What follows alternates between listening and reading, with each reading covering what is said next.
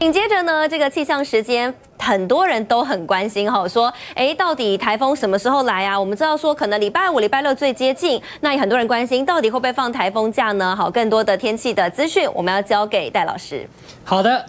这许多人问到台风假的问题啊，这个要问县市长啊，这个部分来说跟我是没有关系的。不过我用解析时间点来跟大家解释一下，这未来这台风将要接近我们的时候呢，我们影响的时间会怎么样的变化？好，我们先来注意到，我先来看一下未来一个礼拜的天气状况，因为最重要一点，我们用时间点开始逐渐的解析一下。第一个，礼拜四的时候呢，天气状况来说，上午晴。白天都是一个高温而且炎热的天气，短暂降雨的状况会在北部到了晚上以后开始出现，晚上要深夜哦。为什么？因为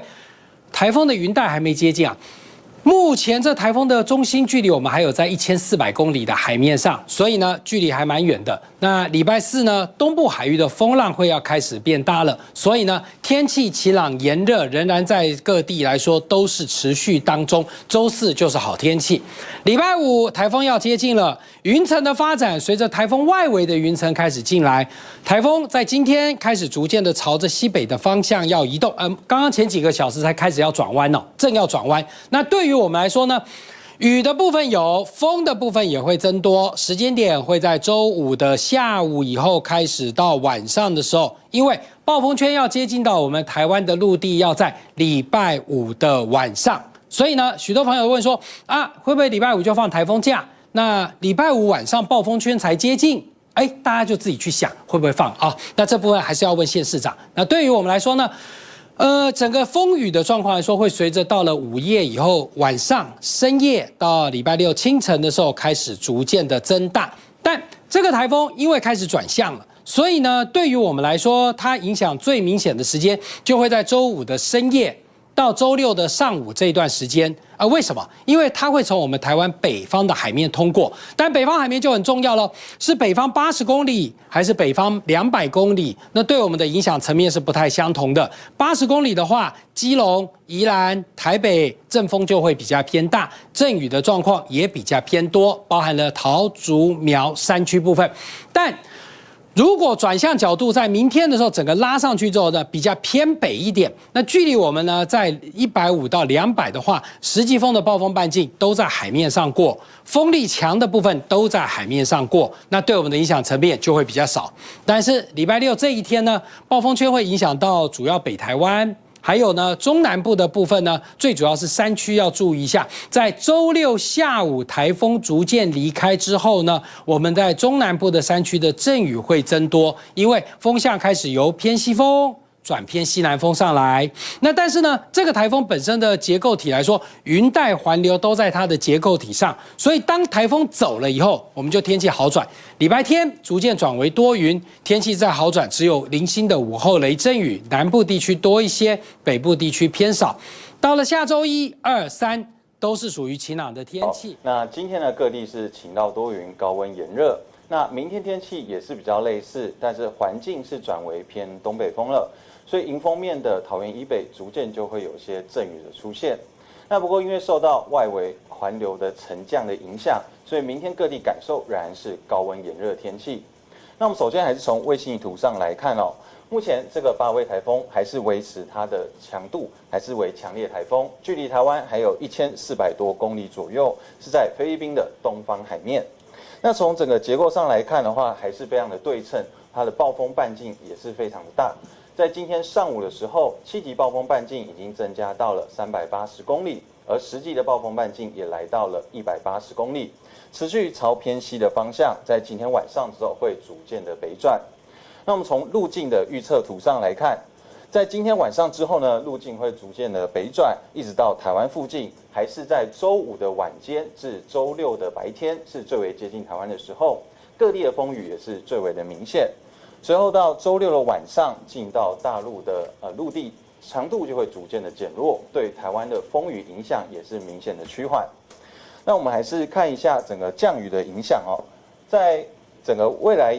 降雨的情形，明天的话环境转吹偏东北风了，所以在白天的时候，基隆北海岸零零星星就会有一些短暂的阵雨出现。其他地方受到台风外围沉降影响，感受仍然是高温炎热。午后南部地区及各山区仍然是有些局部的阵雨。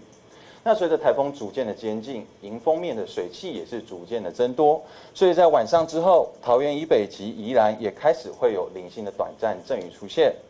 那一直延续到周五的白天，迎风面的降雨是明显的增加哦，开始是有阵雨，然后雨势是越来越明显。那风力上也是逐渐的增加，预估特别是在中部的沿海，风力会9级，甚至是局部10级以上。所以在周五白天呢，是整个风雨逐渐增加的过程，特别是迎风面的北部及宜兰要特别留意。那随后是晚上一直到周六的白天，就是受台风影响最明显的时候，各地的风雨都是明显的增加。那因为走这样子的路径上来的话，主要是在中部以北及宜兰地区及南部的山区都有较明显的雨势，可能会有大雨或豪雨。那因为这样的路径上，它的迎风面，特别是在北部的山区，可能会有长延时的强降雨出现。那就是在台中以北的山区，预估会有豪雨以上等级的强降雨。要特别注意这种累积的强降雨持续的下，在整个中部以北、宜兰地区和南部山区的朋友要特别留意这个降雨的影响。那同时呢，是在台风开始往西北侧移动的时候，背风侧反而是在花东地区。所以预估是在周六的时候，花东的降雨会比较缓和，要留意的是粉风的影响。那随后到礼拜日，这个台风就已经进到中国大陆，所以对于台湾的风雨是明显的减少，但是水汽上还是比较多，环境吹偏南风。整个西半部、东南部仍然是会有一些短暂的阵雨，其他地方也会有一些不定时的阵雨出现，水汽上和环境都还是比较不稳定的哦。那看一下温度方面，在明天，环境转吹偏东北风了，但是受到台风外围沉降影响，各地仍然是高温炎热，普遍是32到36度左右。那特别是大北盆地、中南部的近山区及华东纵谷，局部来到36度以上。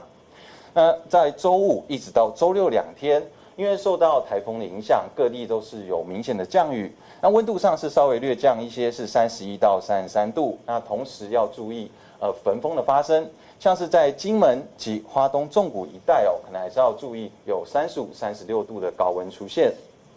那最后还是提醒大家，在周四，也就是明天开始，迎风面零零星星会有短暂的阵雨，特别是周五、周六受到台风的影响，特别要做好防台的准备。像在周五白天是各地的风雨逐渐的增加，首先是在迎风面北部宜兰的雨势，再来是在中部沿海的风力。那在5的晚间一直到6的白天，是各地风雨影响最大的时候，基本上都是有大雨或豪雨。那尤其是台中以北的山区，因为这个台风的路径它带来的雨势应该会最明显，会有持续的强降雨出现。那在风力影响时间还有浪的情况的话，各地阵风可能来到7到9级，局部会来到10级以上。那在北海岸、东半部、恒春半岛及马祖沿海都会有长浪的影响。浪高从明天开始会来到3米以上，特别是在周五晚到周六白天，北部、东半部及马祖可能会来到6米以上的巨浪出现。那在周五的时候，或者是周六，花东纵谷、金门也可能会有焚风发生的几率。所以在未来几天呢，受到台风的影响是非常的明显，请大家要持续的关注喽。